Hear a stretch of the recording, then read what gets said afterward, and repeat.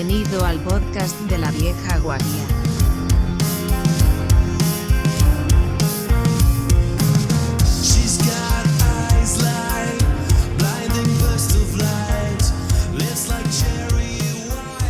Muy buenas a todos y bienvenidos a un nuevo episodio de La Vieja Guardia, vuestro podcast tecnológico favorito, una vez más, aquí con el core, parte del core de la Vieja Guardia. Tenemos a Manolo, Sergio y Fran, una vez más, y hoy tenemos un invitado especial que es Ignacio Oliveras, Nacho Oliveras, que va a estar con nosotros hoy en este programa para hablarnos un poco de su experiencia con el mundo de la tecnología y un poco más bien por fuera, ¿no? que por dentro. Un poco las relaciones un poco humanas con el mundo tecnológico, que nos falta por cubrir algo en este podcast.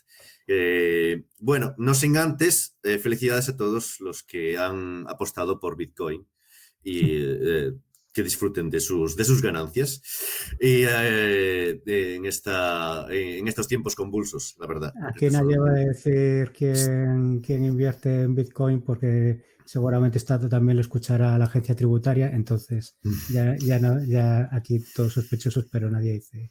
Sí. Pues yo tengo Bitcoin y en realidad me interesa saber qué es lo que va a hacer la agencia tributaria, porque todavía no ha decidido qué es lo que va a hacer, ni en un sentido, ni en otro, ni en el contrario. Pues multarte, ¿qué va a hacer? ¿Y se podrá pagar la multa? Eso será cuando venda.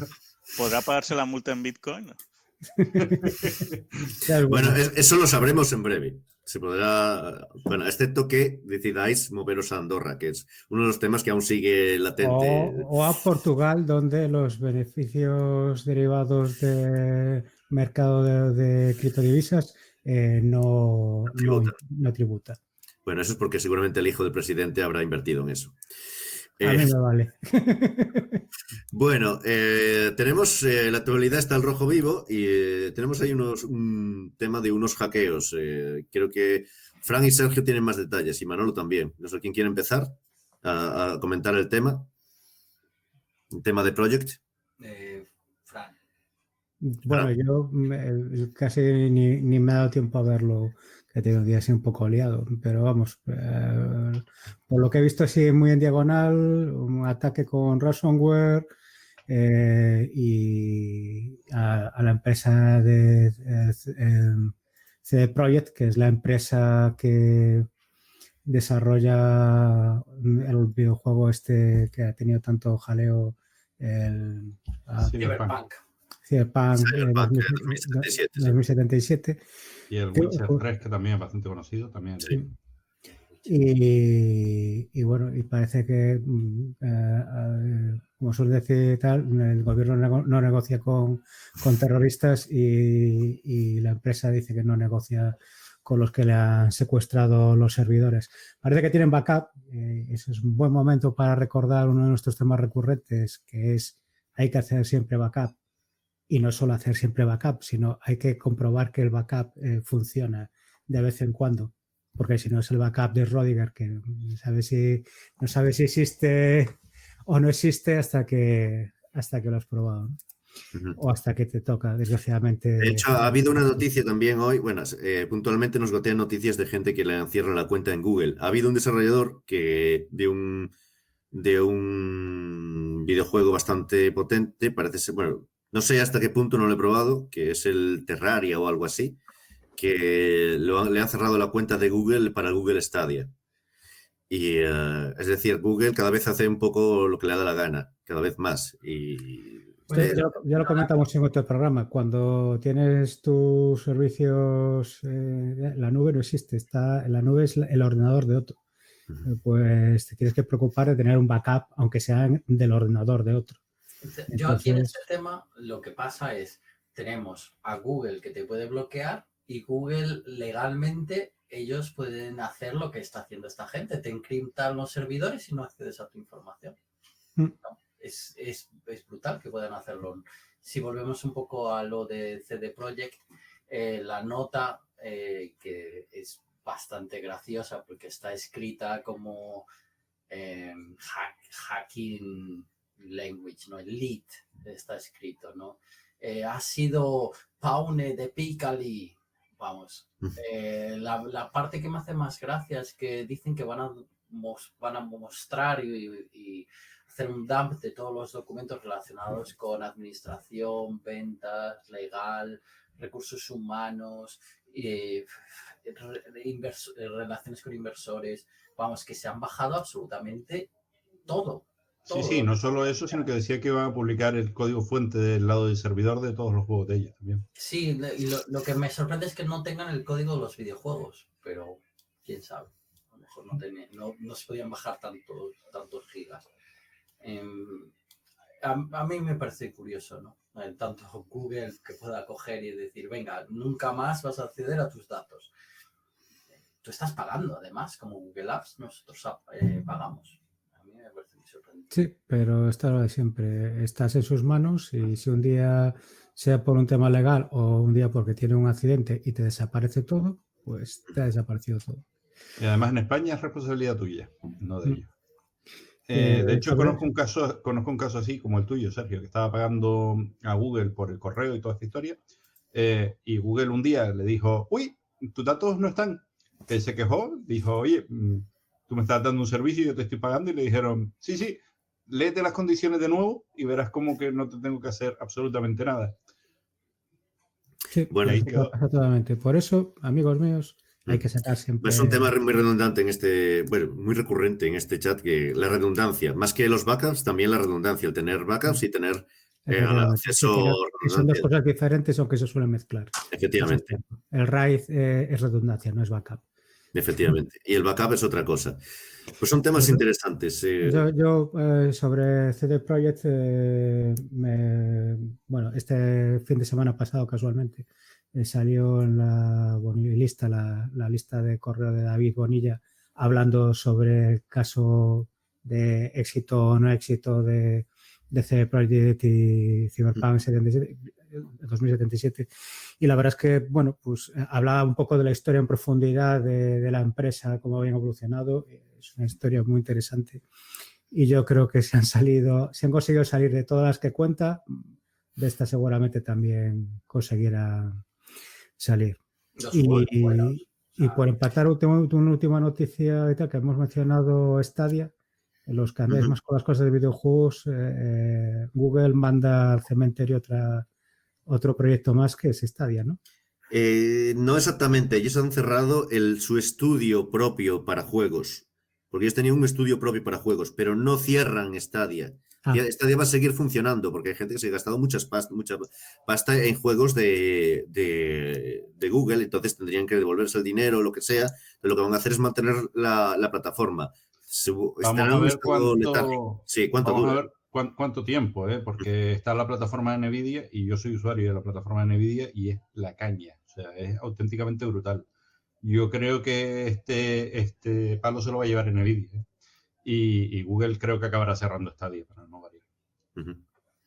Bueno, veremos lo que sucede. Lo que pasa es que, claro, el historial de Google de cerrar proyectos es muy amplio. De hecho, da para páginas web, Kill by Google, y tiene un larguísimo historial de cosas que realmente descubre que no le interesan.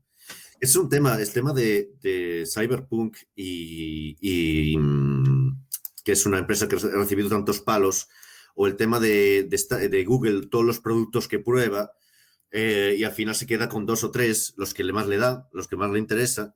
Pues son temas aquí muy de filosofía televiana, que de la que nos va a hablar, pero primero nos va a contar un poco sobre... se va a presentar él mismo, Nacho, que está aquí con nosotros.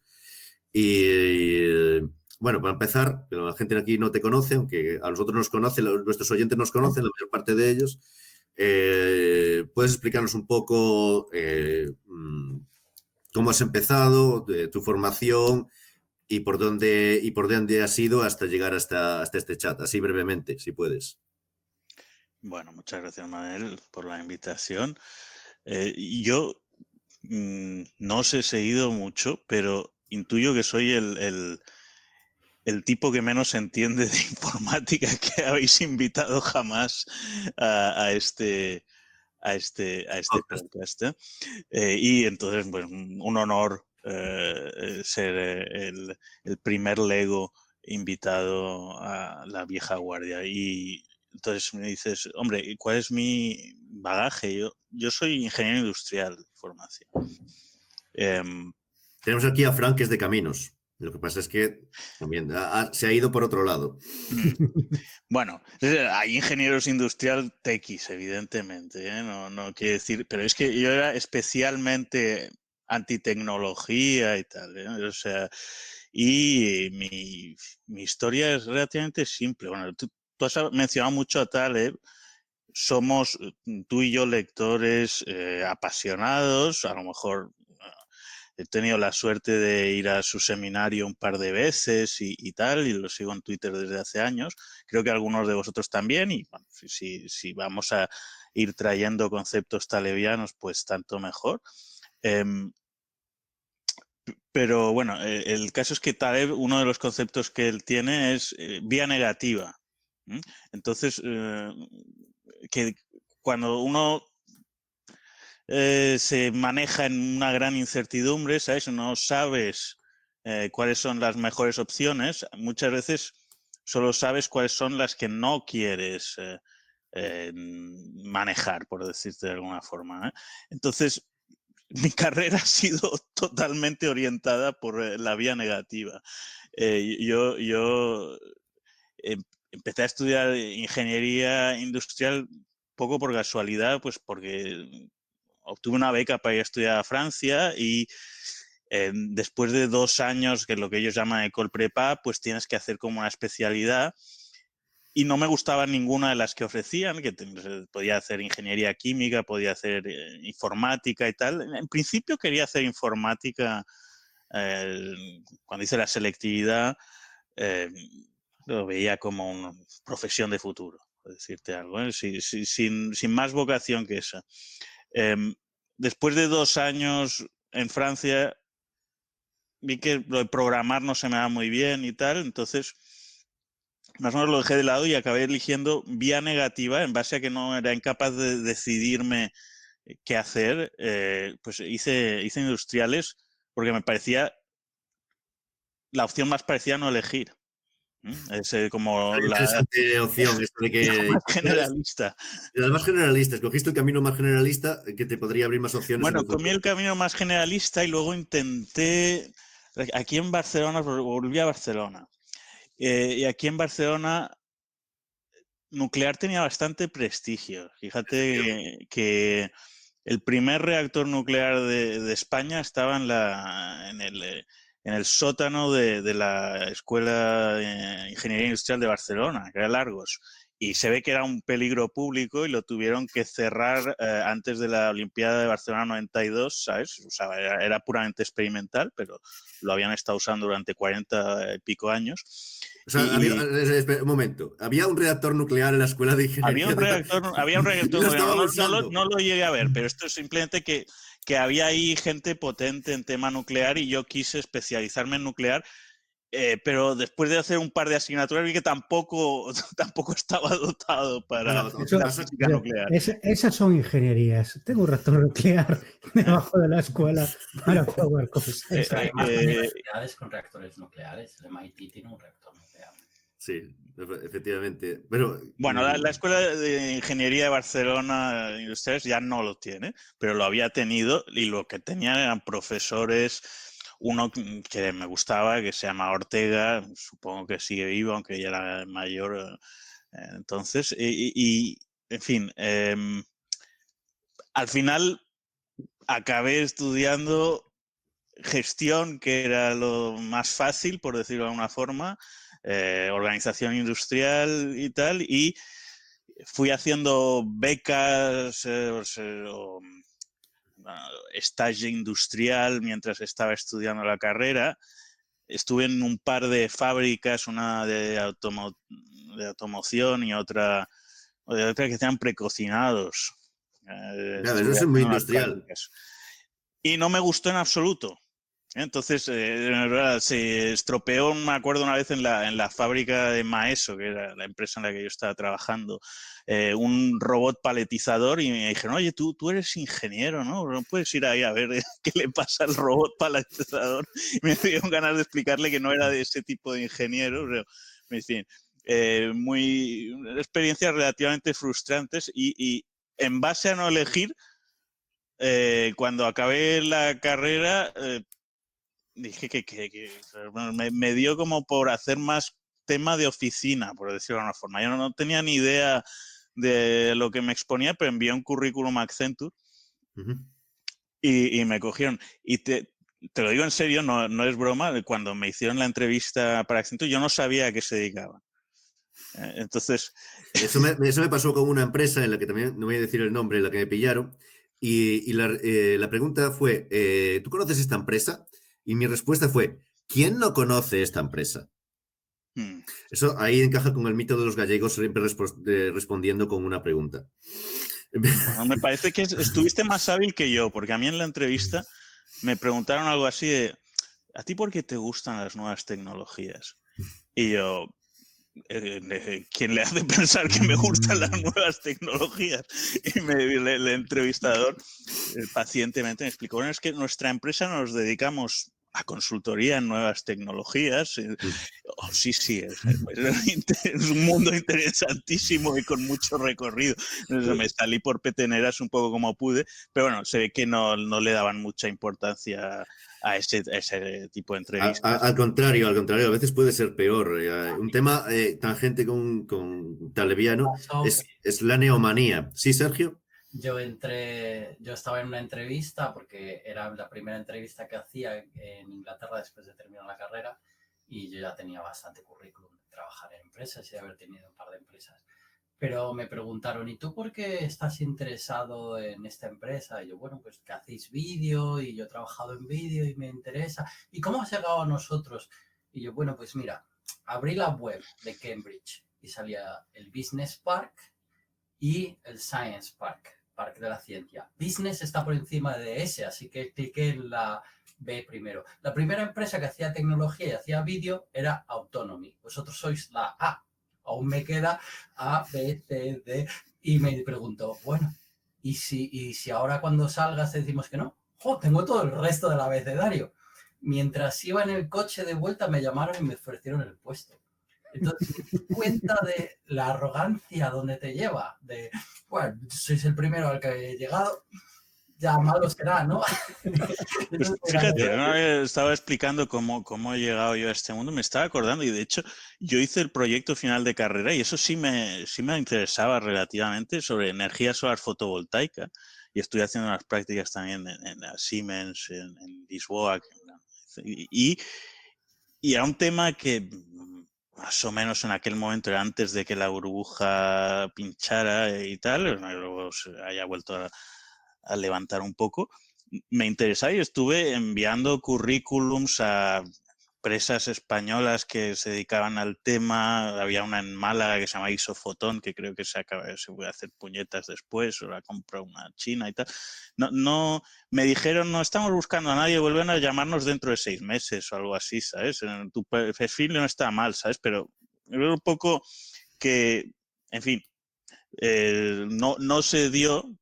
Y por circunstancias relativamente aleatorias acabé en Accenture y bueno, en aquella época Accenture reclutaba muchísimo, entonces entrábamos como 40 al golpe y tal, y luego les dividían a la gente que entraba y nos entrenaban en distintas tecnologías. Y un poco... Yo creo que lo hacían un poco en función de las necesidades, los proyectos que tuvieran y los clientes que había en cartera en ese momento, pero más o menos dividían en 3 grupos. A unos les hacían aprender a programar en COBOL, a otros les hacían... Tenían muchos clientes en banca que aún usaban COBOL y supongo que no lo sé. Seguirán que teniendo. Sigue estando muy cotizado, sí.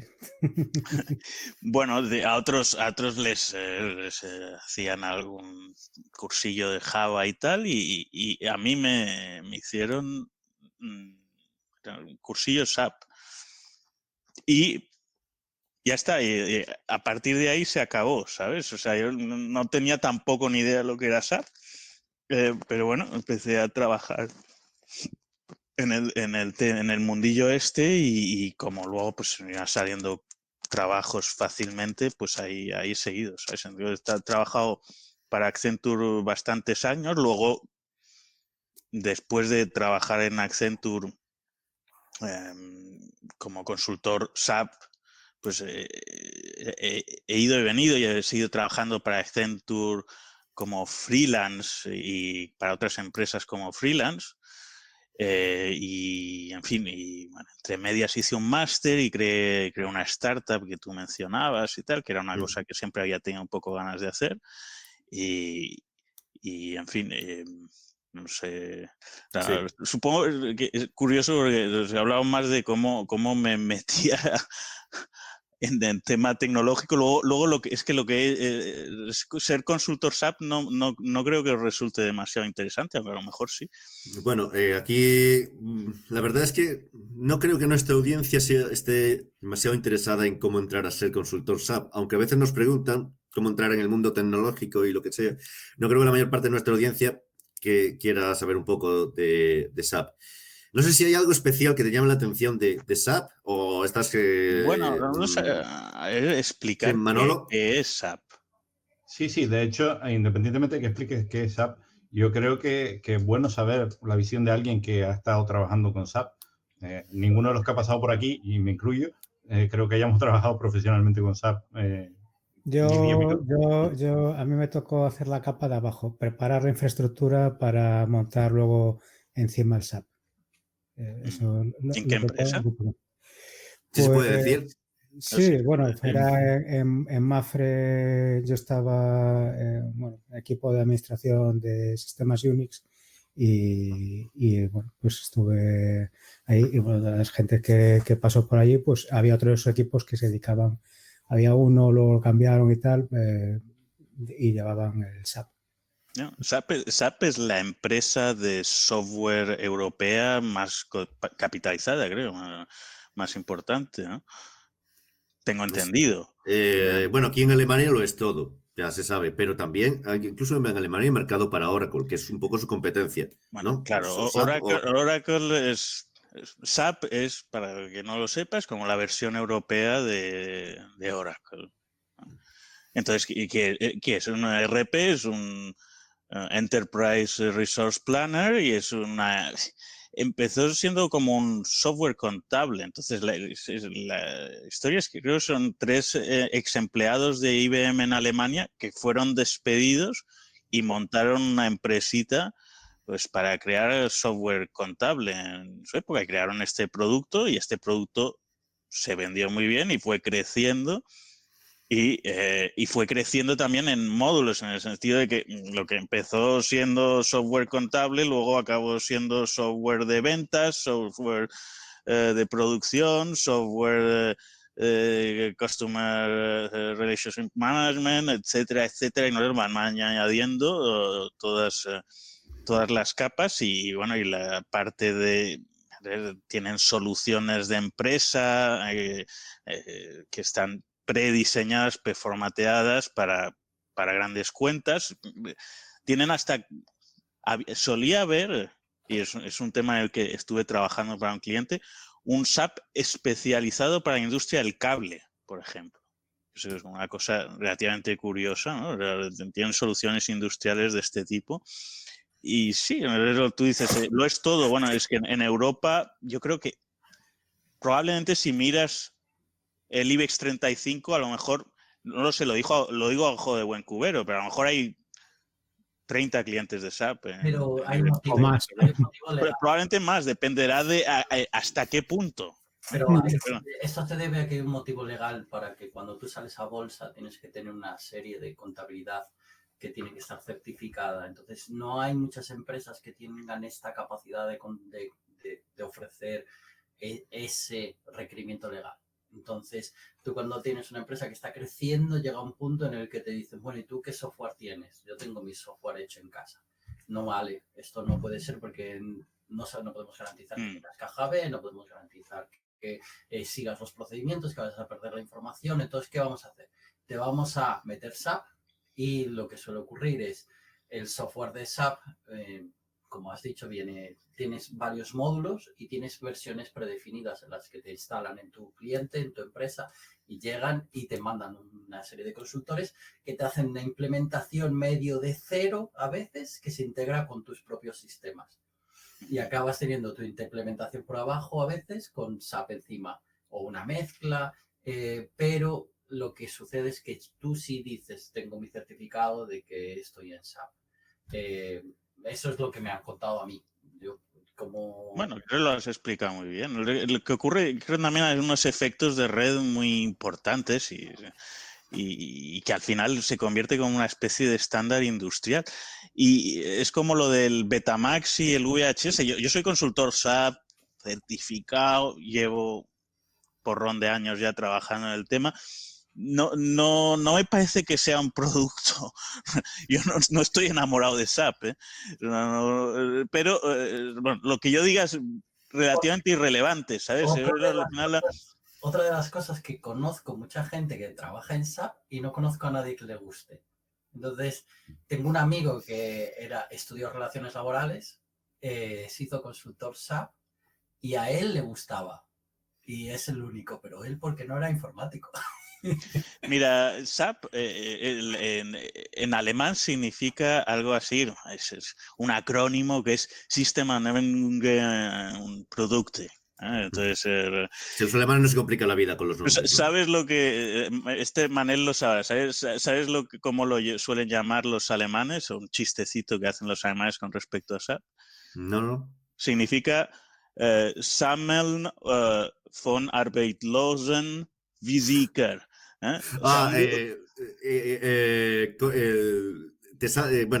Colección de los perder el trabajo en no sé cuál es la última. Bueno, colección de físicos desempleados. Colección de físicos desempleados. Vale. Es un poco algo parecido a lo que pasó conmigo en España en Accenture, que es como uno de los principales implementadores de SAP. Curiosamente, Accenture se ve que en el año 85 estuvieron estudiando comprar SAP y no le vieron futuro al tema y lo dejaron pasar, algo así, ¿sabes? Es una anécdota conocida. Pero bueno, mucha de la gente del tipo licenciado en física que no encuentra trabajo de lo suyo, del profesor y tal, acaba acabando en SAP en Alemania, ¿sabes? Es algo típico. No es un tema vocacional. Vamos a decirlo claro, es software contable. ¿Quién desea ser consultor en software contable? Y yo creo que eso es lo que acaba haciendo el mercado de los... O sea, la bendición de los consultores SAP es que todo el mundo quiere hacer cosas que son más sexy, como digital y tal. Y bueno, y entonces al final pues estamos los que estamos, ¿sabes? Las formas de entrar en el mundillo tampoco son evidentes. Puede ser optado por otros consultores SAP, por decirlo de alguna forma, tiene que ser circunstancial y, en fin. A mí me gusta pensar también, es que cuando yo entré en SAP, algunos de mis jefes me decían, bueno, que estaban ya en Accenture desde hacía varios años, se habían visto lo de las .com y tal, que la gente les decía, SAP es una empresa que tener ya casi 40 y pico, 50 años, no lo sé, habría que mirarlo. Pero a finales de los 90, los tíos que estaban haciendo digital en Accenture se reían de los que hacían consultoría SAP, ¿sabes? Nos vamos a comer SAP con patatas, ¿sabes? Este era el tipo de lenguaje que recibían, ¿no? Bueno, 25 años después, SAP sigue ahí como la primera empresa capitalizada en Europa. Hace poco, uno un venture capitalist que yo conocí en uno de los seminarios de Taleb, me hizo gracia porque escribió un post en su blog en el que empezaba a explicar cosas del tipo, ¿sabes? De empresas que incluso él ha financiado y tal, de helicópteros, voladores, drones, no sé, me montaba un futuro así, Alemania o Berlín en el año 2040 o algo así. Y entonces ponía algo así. Y para acabar, hacía una nota universitaria, la primera empresa de tecnología capitalizada en Alemania sigue siendo SAP, ¿sabes? En su descripción de cómo iba a ser el año 2040. O sea, el efecto Lindy, casi. Exacto. Pero querías decir algo que he visto levantar la mano. Tengo a Fran y a Sergio. ¿Cuál de los dos quiere hablar? Yo hablo. Habla Sergio, que tiene muchas ganas de... Es un tema que le apasiona, el tema corporativo. Yo creo que tiene una espina clavada o algo ahí. Vaya. No. Sucede que tú vas a un colegio y le preguntas a los niños, ¿tú qué quieres ser de mayor? Y entonces tú no vas a ver un niño jamás que diga, yo quiero ser contable, yo quiero ser programador SAP. ¿Cuándo has visto a un niño? Yo puedo ver a un niño diciendo, sí, yo quiero ser programador de videojuegos, yo quiero ser influencer. Exacto. Pero eso, una cosa curiosa, eso es evidente porque los niños son muy listos, ¿sabes? Y en fin, y no quieren ser consultores SAP por razones poderosas. Pero había un tipo de Accenture que decía, bueno, o incluso hacía un chistecito, yo cuando le explico a mi tía a qué me dedico nunca lo entiende, ¿sabes? Entonces siempre dice que soy auditor SAP o cosas así, ¿sabes? Bueno, y él decía, yo creo que es porque no hay películas de consultores SAP. Si hubiera películas de consultores SAP, a lo mejor mi tía o los niños que sabía que era un consultor SAP o los niños querían ser consultores SAP de mayores. Bueno, una peli muy aburrida. Yo creo que no hay películas de consultores SAP, lo mismo por la que no hay películas Yo creo que ahí estáis equivocados. Seguro que los americanos que son capaces de hacer una película apasionante sobre el golf son capaces también de hacer alguna película sobre consultores SAP. Sobre contables, que yo recuerdo una. El golf se queda la gente enganchadísima. Vaya, tengo varios muy cercanos. Mi padre era campeón de golf, fue del equipo internacional de España y tal, y bueno, en fin, me conozco el tema. En fin. Claro, una cosa es jugarlo y otra cosa es verlo y tal, que bueno. Bueno, en Galicia hay una afición tremenda por los rallies. O sea, y el rally es... En Galicia la afición tremenda consiste en ponerse en la curva más cerrada, lo más próximo para que te lleve el coche por encima y esperar a que pase el coche. Y es la gran emoción. 4 o 5 muertos ahí. Creo que fueron 6 la última vez. Y desde entonces... Yo reconozco que también iba a los rallies y llegué hay una gran afición en la comarca de Ferrol, está el Rally de Narón. Y yo reconozco que era uno de esos, pero después de ver el coche acercándose ya no volví. Pensaba que ibas a decir después de leer a Taleb y aprender sobre los riesgos de las colas de los fantails gordas y tal, ¿no? Sí. No me hizo falta, cuando ves el coche acercando y derrapándose y todo el mundo escapando, ahí sí que ya no te quedan ganas de volver. Yo creo que ahí tenemos un tema que es la adrenalina, ¿no? De algo que te genera una especie de placer y algo que no. Entonces, en casa tenemos una broma porque yo siempre he intentado estar en las tecnologías súper sexys, lo que sea robots, drones, programado, lo que haga falta, pero siempre que sea guay. El caso es que a medida que me voy haciendo mayor, me gustan las bases de datos. Entonces, pues a mí me han dicho, ¿cómo que te gustan las bases de datos? Nunca jamás has odiado las bases de datos. Yo programo un montón de bases de datos, pero lo he odiado con mucha pasión. Hasta que me he hecho viejo, en la vieja guardia, no he soportado las bases de datos. Y hoy día es en plan, pues no están tan mal las bases de datos. Entonces, bueno, eso me pasa, a lo mejor te gustaba SAP, a lo mejor te gustaba SAP, aún tienes un futuro. Sergio está aquí para mandar un currículum en cuanto acabe la ronda de financiación a la que está esperando. No, ya hemos cerrado, estamos en todas las noticias, así que ya... Claro, sí. Salimos la semana pues mira, fíjate, yo aunque era consultor SAP, tenía también esa voluntad de hacer algo más sexy.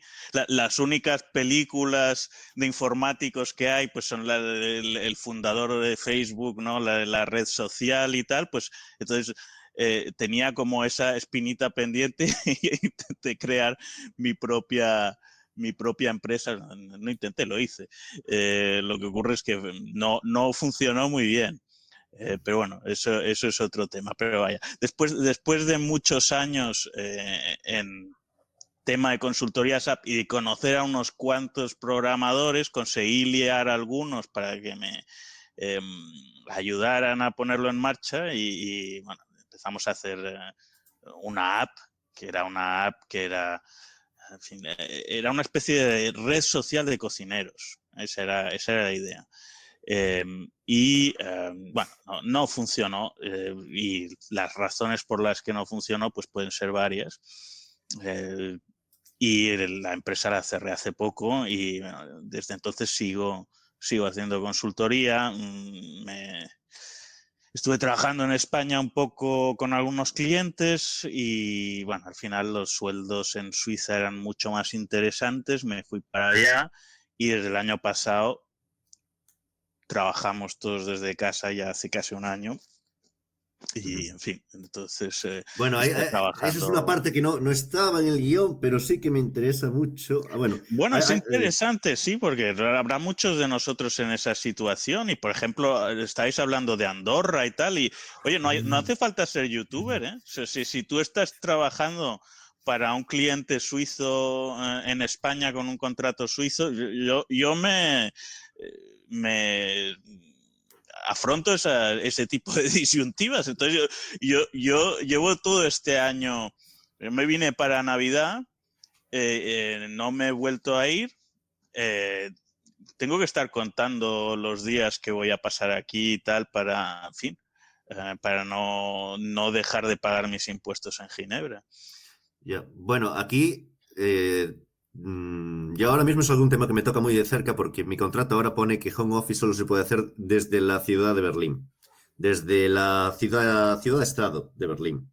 Porque se decía ciudad-estado, estado-estado, Fíjate, algo así. a mí eso no lo entiendo. ¿Qué más les da? Debe haber un tema de seguros y un tema, pero bueno, ahora vamos a intentar negociarlo. El tema fiscal sí, pero que el tema fiscal que me venga a buscar a Hacienda, pero el tipo, el cliente, sin embargo, a mí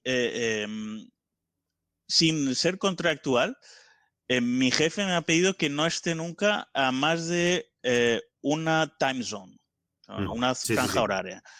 Y el año pasado estuve en Azores, me fui de vacaciones. Y el tío se lo estaba mirando. A mí me sorprendió porque yo le dije que estaba en Azores y el tío me dijo, oye, Azores no son 2 zonas horarias. Y yo, Ah, "Oye, qué controla el ojo". tema de las Pero zonas. sí, bueno, pero me vengo de vacaciones. Luego, cuando acabe las vacaciones, me voy a Lisboa y estaré trabajando en Lisboa. Entonces, yo desde que ha empezado la pandemia, pues estoy siendo nómada digital, más o menos, o intentándolo, que es algo que en fin, que no podía imaginarme, ¿sabes? Ves a los Instagramers y todas estas cosas, pero consultor SAP no se estilaba, simplemente, y no había muy buenas razones para ello. Yo creo que no desde hace 5 años, más o menos, antes de que hubiera wifis potentes, VPNs y estas cosas, yo sí recuerdo alguna vez como año 2012, así, ser bastante penoso intentar conectarse a los servidores a distancia, algo así. Pero yo creo que desde que hay 4G bien comunicados y tal, ya prácticamente no había ninguna razón válida para no estar haciendo esto. Y era Bueno, simplemente inercias. yo en esa época, que fue justo el año 2012 cuando empecé a administrar sistemas Mafre y tal, ya empezaba a haber un buen rendimiento. Tal. Yo creo que ahí fue el inicio del fin de tener que estar enganchado, tal, porque mismo yo me venía aquí a Galicia de vacaciones y a lo mejor me tenía que conectar puntualmente por alguna cosa y me conectaba bien a través de VPN y todo eso. y poder hacer mi trabajo eficientemente bien. No, yo también estuve ocasionalmente trabajando, pues a lo mejor ya en 2014 desde Barcelona, pero era porque el cliente para el que estaba trabajando no quería pagar los gastos de viaje, ¿sabes? Y entonces tenía que trabajar por definición para ahorrarle al cliente las tarifas, digamos, bueno, pagarle algo en la minuta. Desde casa no era freelance en aquella época. Estaba trabajando para una empresa india que se llama Infosys. Estuve trabajando varios años para Infosys. Luego trabajé. Mira, os digo también, porque yo presumo que no os interesa, pero a lo mejor sí. Yo he estado trabajando para clientes muy variados. Esto también, como he sido un poco culo inquieto, tengo clientes de todo tipo. He estado trabajando para Antonio Puig, que es una empresa farmacéutica de aquí, fue el primer cliente que estuve trabajando. Luego estuve en Henkel, que es una empresa química alemana. Estuve en Johnson & Johnson. Al principio estaba como un poco en temas farma. Luego estuve trabajando para una empresa de cable que os he mencionado en Suiza. Y es que entre medias dejé Accenture e hice un máster. Y esto fue en el 2009-2010, en plena crisis, y no me salía trabajo después del máster. O sea, dejé un trabajo para conseguir un trabajo mejor, y al final me tuve que ir a Suiza a encontrar el trabajo mejor. Estuve trabajando ahí un poco más de 2 años. Luego volví a Accenture como freelance en un centro de desarrollo SAP que estaban habiendo en Isla Mauricio. Interesante, es un tema interesante el tema de Isla Mauricio con centro de desarrollo SAP. Eso ya le empieza a dar más punto sexy a ser consultor. Bueno, fíjate, en Isla Mauricio, o sea, es un tema que es como un cliché, ¿no? Trabajar en un paraíso tropical y tal. Y además, en Isla Mauricio estaban vendiendo que querían poner una red wifi que cubriera toda la isla, de alta velocidad, y que, ¿sabes? Un proyecto Wi-Fi Mauritius, y que tú pudieras, pues, desde toda la isla tranquilamente conectarte a un Wi-Fi de alta velocidad. Yo me imaginaba desde mi playa con la piña colada y tal, trabajando en condiciones de este tipo. Luego estaba en una oficina igual que la que pudiera estar en Barcelona. Ahora no os veo, no sé si... Nosotros te vemos y te oímos perfectamente, no hay problema. Bueno, en fin, el caso es que estuve trabajando un poco más de un año ahí. Estaban Accenture potenciando, una cosa curiosa, supongo que sigue siendo el caso ahora. Accenture estaba montando parte del negocio de Accenture, como imagino que sabéis. Accenture, donde más empleados tiene en el mundo, es en India, no en Estados Unidos, ¿no? O sea, una empresa americana. India, que son desarrolladores. Sobre todo desarrolladores, son los perfiles más técnicos. Y Mauricio es una islita que está en el Índico, pero a mí me parece kilómetros de Madagascar. Está en el Índico, es bastante remota, o sea, es decir, está casi a la misma distancia de la India que de la costa este africana. A unos 3.000 kilómetros de la costa este africana y a unos 3.000 y pico, 4.000 kilómetros del sur de la India. Culturalmente es sobre todo India, porque los británicos la colonizaron después de las guerras napoleónicas hasta los años 60, finales de los 60, pero es francófona, en el sentido de que primero fue colonia francesa, hablan un creol, que es una lengua criolla que es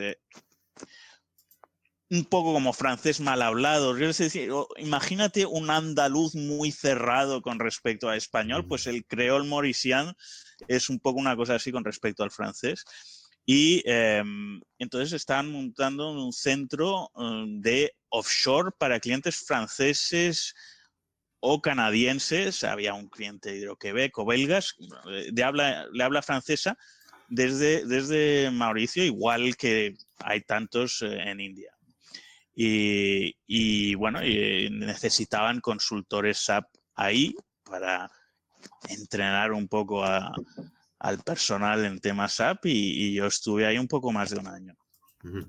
Y después de eso estuve trabajando para una empresa india que se llama Infosys, que es, por decirlo de alguna forma, como un Accenture indio, muy indio.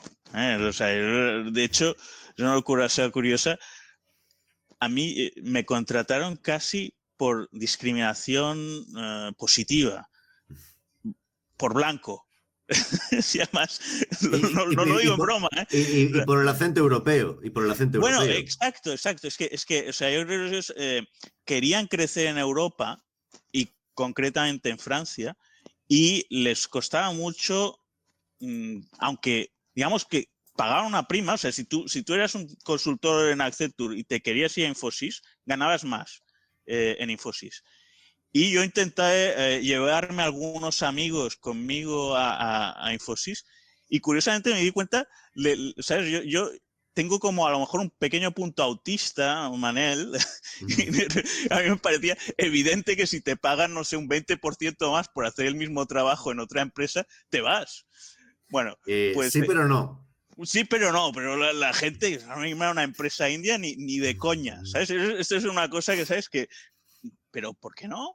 ¿Sabes? Si más o menos trabajan para los mismos clientes haciendo proyectos parecidos, pues bueno, no conseguían reclutar gente en Francia, excepto a tipos como yo, y entonces me enviaban a veces a reuniones, ¿sabes? Porque decían, oye, queremos un francés en esta reunión con este cliente, ¿sabes? Porque les daba como apuro enviar solo a 7 indios, ¿sabes? Y entonces me iban enviando a reuniones con clientes por aquí, por allá, ¿sabes? Un poco para hacer como una cara blanca. O sea, en fin. ¿Y qué te iba a decir? Ahí estuve trabajando para una empresa belga que se llama Atlas Copco, que hacen, pues hacen material de minería, sobre todo. Es un modelo interesante porque alquilan los taladros para hacer tuneladoras y cosas así, ¿sabes? Creo que está bastante extendido, por cierto, en esa industria. Y luego estuve trabajando para Alstom, en la parte de trenes, antes de que se dividieran, porque luego vendieron la parte de turbinas eléctricas a General Electric, consiguieron quitarse eso de encima, y luego estuve trabajando varios años para Airbus. Y Airbus, que por ejemplo, cuando acabé la carrera yo quería trabajar también en Airbus, era una de estas empresas que me parecían sexys desde fuera, y envié el currículum y no me cogían y acabé entrando para hacer consultoría para Airbus. O sea, fíjate, ¿sabes? Cómo son las cosas. Y además, esta es otra cosa curiosa. O sea, tú vas como consultor de una empresa india, ganas bastante más que los tíos que entraron directamente de la carrera, ¿sabes? Con currículums impecables e inmaculados y tal. Pues a veces la vida da estas vueltas, ¿no? Y... Bueno, la verdad es que hay muchos temas ahí de mercado, de lo que se está haciendo, de por dónde va la industria. Y bueno, ahora, hablaste un tema, el tema de nómada digital, que a lo mejor convendría volver a eso, pero sería un tema interesante. Pero hablemos un poco del futuro, porque a veces interesa, la conversación el podcast lleva enfilando la parte final, aún nos queda un poco, pero hablemos un poco del futuro. ¿Tú cómo ves el futuro de la consultoría? Tú ves que, por ejemplo, yo recibo mucho feedback de que el futuro es la India y China y de que realmente en Europa no hay futuro para nosotros, que realmente es cuestión de tiempo que la competencia, el mercado chino e indio nos borren del mapa. ¿A ti qué te parece esa idea? O sea, si estás de acuerdo o no, y tal vez podemos hablar un poco acerca de esta circunstancia. Bueno, yo lo que veo con respecto al trabajo que yo hago es que la gente no quiere hacerlo. Es un poco... entonces, nadie de una forma activa acaba en este lugar. Entonces, a ver, con respecto a si que India puede ser vivero de futuro y tal, no, hombre, pues me parece bastante evidente en general en tecnología. Yo creo que, por ejemplo, incluso tengo entendido que el Y Combinator, por ejemplo, en los últimos batches de empresas que han estado financiando, hay a lo mejor una mayoría de empresas indias o cosas así, cosa que no había ocurrido nunca. ¿Sabes? Entonces, eso ya puede ser indicativo de ciertas cosas. Con respecto a la consultoría, bueno, en gran parte el modelo de negocio de empresas como Accenture se trataba de subcontratar los procesos que eran subcontratables, porque se podían hacer a distancia a países como la India, en las que se cobra menos, evidentemente, o como Mauricio, donde yo estuve trabajando. Luego ocurre un fenómeno curioso, que es que si quieres a tíos que sean muy tequis de ciertos temas específicos SAP, es que a lo mejor solo los encuentras en la India, donde es una opción de carrera perfectamente normal, deseable y que los hay a patadas, ¿sabes? Entonces, pues sí. La verdad es que yo no me he molestado tanto en hacer, me preocupo más de mi día a día, ¿sabes? Que de hacer planes estratégicos y cosas así. Ahora estoy por mi cuenta, trabajo para un relojero suizo y el tema es que ahora con la pandemia, evidentemente, este relojero suizo tenía una dinámica que tenía unas oficinas muy bonitas con vistas al lago de Ginebra y tal, y tú tenías que trabajar desde ahí. Llegó el COVID y el COVID lo cambia todo. Curiosamente, yo por suerte he estado haciendo e-commerce. Entonces, al principio intentan como cargarse un poco todo lo que pueden. E-commerce lo mantuvieron, obviamente, ¿no? Entonces, han empezado a contratar gente incluso. Es como de las únicas áreas en las que han estado contratando gente este año.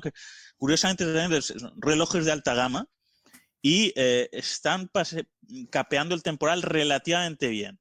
El año pasado tuvieron relativamente comparado con otros asuntos. Y esto, por ejemplo, temas que te puedo decir, en China se vende más que nunca. Absolutamente, o sea, esto que hacen del Singles Day que inventó Alibaba en noviembre y tal, eso ha sido las ventas de e-commerce más brutales que han existido en toda la historia. El tema lujo, una cosa curiosa que ocurría en el tema lujo es que muchos chinos compraban en el extranjero, ¿sabes? O sea, podían venirse a Barcelona o irse a Suiza y compraban, que el IVA es bastante alto para los productos de lujo en China, y como ahora no viajan, pues compran en China. Entonces, en China ha explotado el tema, e-com concretamente, pero todo en general, y entonces lo que pierden los otros mercados casi lo recuperan en China, aún así las ventas han bajado más del 20% en general. En e-commerce se vende más que nunca. Entonces han estado contratando gente. Y claro, entonces ahora más o menos casi han doblado el equipo de los tíos que trabajamos en e-commerce. Yo trabajo un poco en las interfaces entre el front y el backend, que es SAP, que es de lo que me ocupo yo. Y los tíos que han estado contratando, pues claro, son un búlgaro, un brasileño que vive aquí en España, otro, bueno, están subcontratando algunas cosas en Filipinas. Entonces, claro, me resulta un poco obvio y notorio. ¿Por qué iban a contratar tíos en Suiza cobrando el doble que uno que vive en España? Entonces, si me hablas así un poco de lo que a mí me concierne directamente, pues yo veo que el caso, o sea, que una empresa como para la que estoy trabajando me haga un contrato suizo, va a ser cada vez menor. Y en fin, de hecho, de una forma un poco arbitraria, nos metieron a los que estábamos trabajando en Suiza. Bueno, ahora que estáis trabajando desde casa, PAC, tarifa remoto. Entonces, lo cual resulta curioso.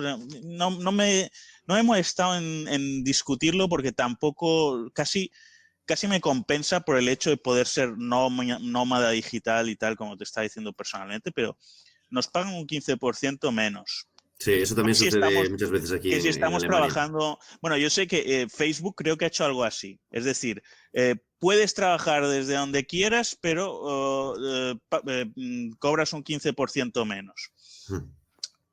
Entonces, bueno, yo creo que eso se va... O sea, creo que lo estamos viendo ya, está ocurriendo, no es prever el futuro, pero se va a igualar un poco más el tema de... salarios. Los salarios en tema de tecnología, los países en donde hay saldos muy altos van a ir un poco hacia abajo, y en los países donde había sueldos un poco bajos van a ir un poco hacia arriba. Yo también te digo que es una cosa que lo que yo he observado, y me he dedicado a esto de lleno, ya os lo explicaba Mauricio, que también he trabajado para una empresa india, es que las diferencias muy brutales eran al principio. O sea, si tú tienes a un junior, a lo mejor en Francia cobra 4 veces más que en la India o algo así. Pero conforme, o sea, los indios van, y no solo es en India, tengo entendido que en China, que conozco menos, van teniendo aumentos salariales del 20% al año o algo así durante años, ¿sabes? Y si no se los dan, pues el tío que trabaja en Deloitte coge y se va a Infosys, y si no se lo dan en Infosys se va a Accenture, y cambian así como de chaqueta y de camisa tranquilísimamente, ¿sabes? Es lo más normal del mundo. Entonces, al final, un tío que lleve 10 años en una empresa de estas, en verdad, si se va de India a Francia y tiene que pagar niñera o guardería o algo así, a lo mejor no le salen las cuentas, ¿sabes? Yo tuve una situación, antes de lo de Francia, tuve una situación en que de irme de Coruña a Madrid, en la que con un salario mayor casi perdía dinero. Pero bueno, vamos, Fran, ¿sí? Sí, lo que iba a comentar precisamente, hoy leí un artículo de opinión que me parece muy interesante en el Confidencial, que comentaban precisamente eso mismo, pero aplicado aquí en España.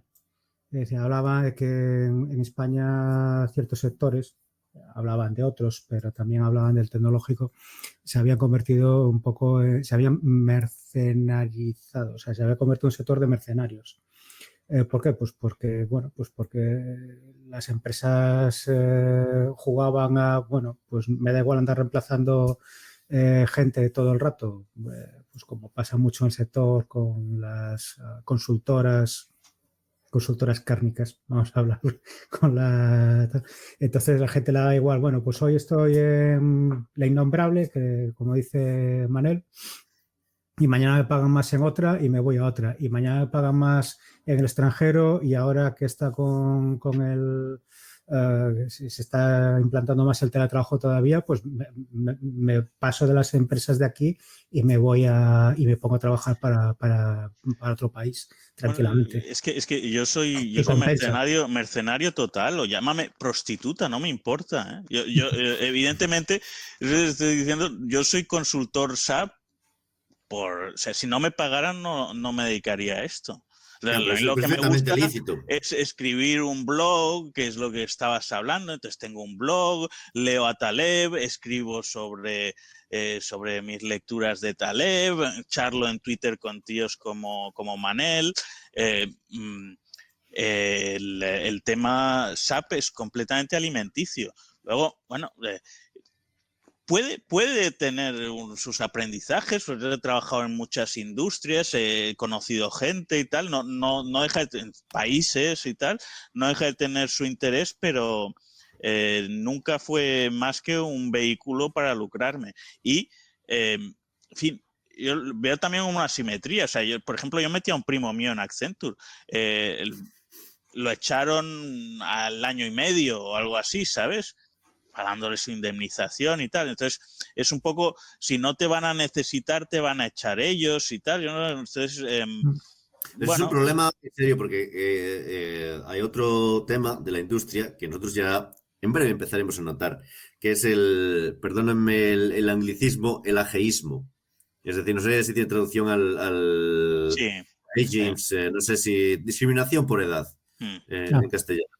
Y claro, yo es que me estoy encontrando cada vez más informáticos de 55, que parece ser una edad fetiche, en las que llevan años trabajando para cárnicas porque buscaban algo seguro y tenían sus proyectos que seguramente eran usados por empresas que también consolidadas en el mercado, lo que sea, empiezas a trabajar y ¿por qué no sigues? Tienes 40 y algo, ¿por qué vas a cambiar si ya lo has visto casi todo? Y a los 55 dice la empresa, señores, ustedes son redundantes. Ese es un tema que está a la orden del día, es muy común. Y después, claro, estás acostumbrado a una nómina. Otro tema también muy italiano, que es las 3 adiciones. Yo me acuerdo de una frase que tiene, que es, ¿cuáles son las 3 adiciones más peligrosas? Y él respondió, la heroína. La heroína, no me acuerdo ahora de la segunda. El juego. No sé si sería algo del tipo los carbohidratos. Los carbohidratos, la heroína y una nómina. Y una nómina. Y creo que tiene parte de razón, ¿eh? Y yo también te voy a decir, y un tío que ha estado personalmente, porque hay ambas escuelas.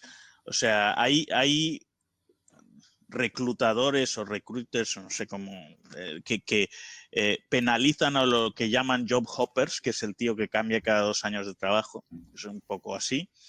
Y hay otros. Lo que pasa es que la consultoría es intrínsecamente así. Normalmente tú trabajas por proyectos, ¿sabes? Entonces, una vez el proyecto se ha acabado, también, aunque estés en Accenture, o sea, muchos de los clientes que te he dicho eran clientes de Accenture, hacíamos un proyecto y luego pasas a otro. Técnicamente, por las políticas de Accenture decían que tú tenías que cambiar de cliente cada 18 meses. Lo que pasa es que esto a veces no se cumplía, ¿sabes? Si necesitaban 2 años y pico en un cliente, ¿sabes? Pero se suponía que era algo que tenía que hacer, que estaba valorizado. Luego, un tío que ha estado...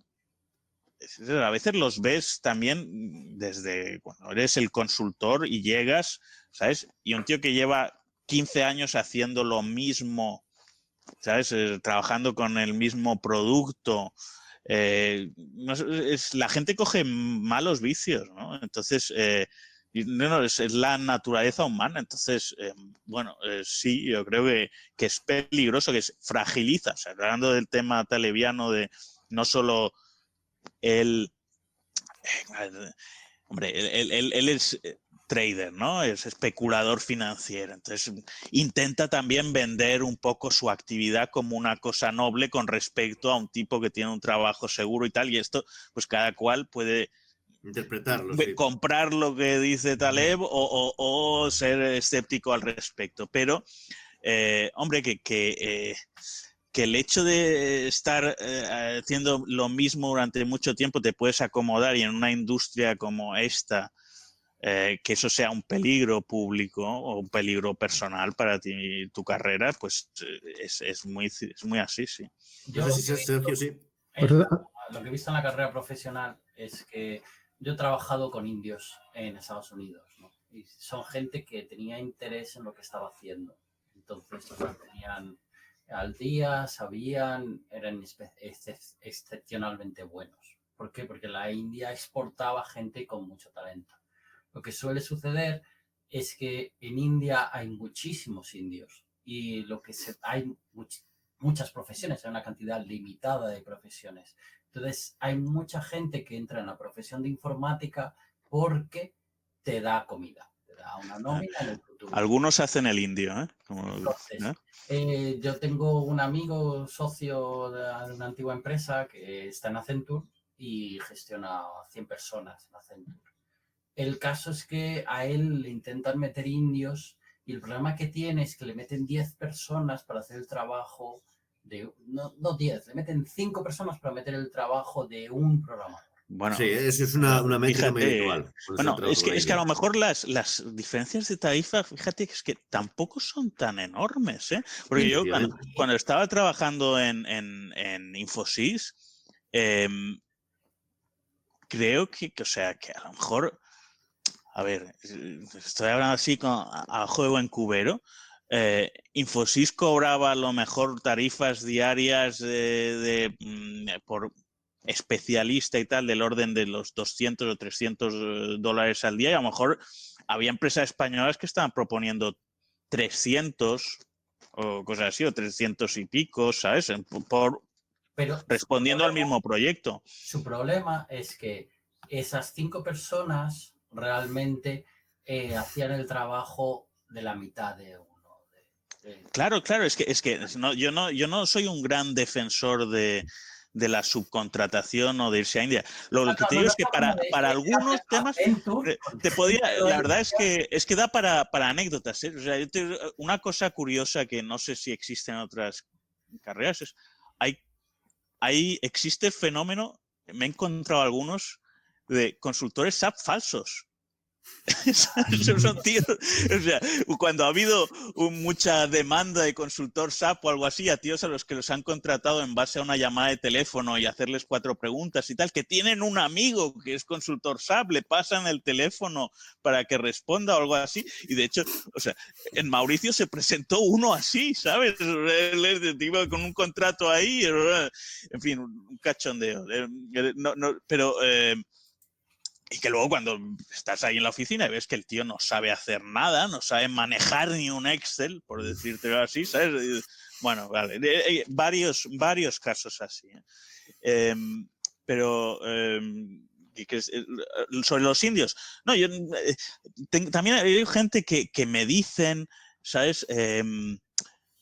No, yo indios no, pero rumanos sí, cosas así, ¿sabes? Cosas así las oigo mucho. Bueno, yo, al final, por ejemplo, cuando yo hice mi propia página web, yo tenía colegas indios y tal, pues empecé a subcontratar página web o la app que os hablaba en la red social de cocineros, que no acabo de funcionar, subcontraté muchísimo en India, en muchas partes del desarrollo de la aplicación. Y oye, trabajé con varias empresas y puse anuncios en tipo Fiverr y cosas así para encontrar gente. Trabajé con algunos eran buenos, otros eran mediocres y otros eran malos, ¿sabes? No sé, es casi cae por su propio peso, ¿sabes? Hay de todo. Y hay algunos en India o en Filipinas que son muy malos también. Y los hay que son y los hay también que son muy buenos, ¿sabes? Yo te hablo de experiencia personal, ¿eh? Yo no tengo ni prejuicio a favor ni en contra ni nada de eso. Hay españoles que son malísimos, ¿sabes? Y hay algunos que son cracks. No. Lo que sucede es el volumen, ¿no? Si tú tienes 10 billones de personas, ¿cuánta gente hay en la India? De las cuales 1 billón deciden ser programadores, no por vocación, sino que es por dinero. Porque su papá les obliga, porque se han hipotecado para pagar la escuela. El momento en el que tú, como persona individual, intentas contratar a alguien, lo que te va a ocurrir es que vas a tener que cribar entre toda esa población. Entonces, estadísticamente es mucho más difícil cribar entre una población más pequeña en la que tú sabes que la gente puede elegir otras carreras y el que quiere ser informático es informático. Entonces, tú puedes tener uno de cada 3 informáticos malo. Yo creo que puede ser una estadística aceptable. Sin embargo, en la India puedes tener 1 de cada 3 informáticos malos, sigue siendo muchísima gente. Entonces, tú como empresa, lo que yo he descubierto es que si tú quieres contratar indios que sean buenos, tienes que pagar un salario de Europa. Efectivamente. Para pagar puede ser, o no Europa, o tener pero suerte, tener mucha suerte. Sí, personalmente, si es o que te refieran, o sea, yo te digo, ¿qué es lo que me acabó funcionando a mí? Yo te voy a decir, yo estuve, primero fui al más barato. O sea, yo te hablo ya como cliente, no como, o sea, tú sigues la práctica de un compañero. Empresa particular, o sea, una empresa privada, pues para mí la experiencia es muy parecida. De hecho, o sea, personalmente yo tendría que decir, además es un fenómeno que se va inclinando. Yo creo que los que entran en Accenture son cada vez peores. Y ahora es como la profesión se está yendo un poco por lo bajo en el sentido de que, fíjate, a mí los jefes que te decía que les decían, oye, que las .com lo van a arrasar con SAP y tal. Esos tíos habían viajado en primera, ¿sabes? En hoteles de 5 estrellas y tal, cuando Accenture se suponía que era la caña molinera, Arthur Andersen y tal, antes de Enron, etc. Luego cuando estamos nosotros, pues ya estaba ya más volúmenes, un poco más clase media. Y yo creo que ahora veo los tíos que están entrando y yo creo que muchas veces son zotes o gente que no tiene otra opción, ¿eh? En serio te lo digo, ¿eh? Y a mí me sorprende porque yo he tenido acciones de Accenture, sigue subiendo y tal, seguramente están bien posicionados industrialmente en cuanto a los clientes, pero la calidad de la gente que entra en Accenture, la gente... No es que ya no quieran ser consultores SAP, es que no quieren ser consultores, punto. En empresas como Accenture. No tienen una buena reputación. Los sueldos de los que entran tampoco son para tirar cohetes, lo cual también lo explica. Y lo que tú dices, la India de los volúmenes, sí, pero es algo de los volúmenes también, ¿sabes? O sea, cuando tú traes a 300 personas, muchas veces que no saben muy bien a qué se dedican y tal, o sea, qué es lo que tienen que hacer. Es un tema, también un tema muy talebiano, Manel, es el tema de las escalas, ¿sabes? Que no es lo mismo gestionar un proyecto con 4 tíos que con 400, son animales distintos. De hecho, es una pena que no podamos profundizar hoy en estos temas, pero nos estamos yendo de tiempo porque nuestro podcast tiene una duración más o menos limitada. Y Manolo es de los que quiere seguir quedándose, pero como hoy no está en activo, que está con una plantilla de Rails, pues les deseamos muchísima suerte a Manolo en su plantilla para que la complete. Yo también estoy enamorado de las plantillas. Es un vicio que también tengo, el tema de las plantillas HTML, con diferentes lenguajes y todas sus polémicas al respecto, si deben ser logicless o no y todo eso. Hemos llegado hasta el final de nuestro podcast de hoy. Bueno, pero... antes de cerrar, sí, que Nacho nos diga, ha mencionado varias veces su blog, pero no ha dicho cuál es su blog. Entonces, bueno, sí. El famoso Taleb. Es que, de hecho, escribía en el Huffington Post, como decía Manel, pero decidí crear mi propia web y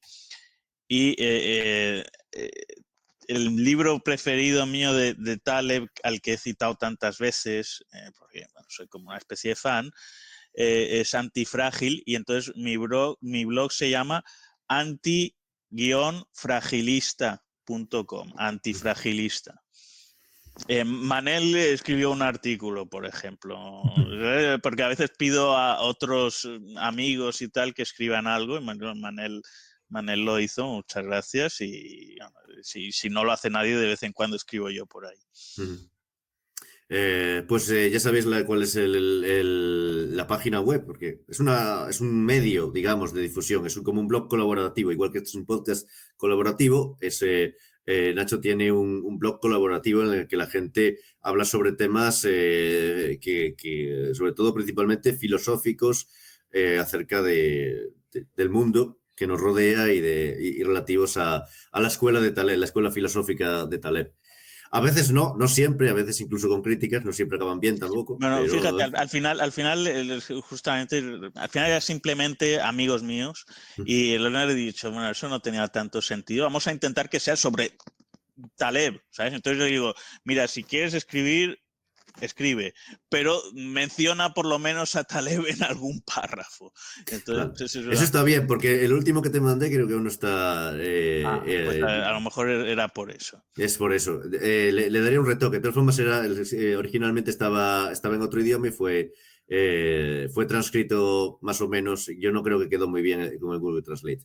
En fin, este es un detalle del directo. Este es un podcast que se improvisa sobre la marcha. Pues un placer teneros a todos, especialmente a Nacho, que es su primer podcast.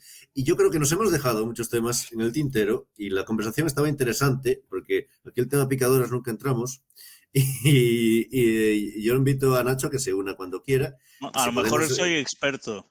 Tal vez en los siguientes, en el siguiente podcast, o no en el siguiente, cuando quiera, pues podemos volver a retomar este tema. Hemos tenido invitados en la temporada anterior, empezamos con esta temporada, que también hemos tenido alguno, y esperamos seguir teniendo gente nueva que nos, colabore con nuestro podcast y que nos permita hablar de temas diferentes, aparte de Culebrón Red Hat y otros temas por el estilo, que también seguiremos hablando de eso, sin duda. Pues muchísimas gracias a todos y hasta la próxima. Adiós. Chao. Adiós. Hasta luego.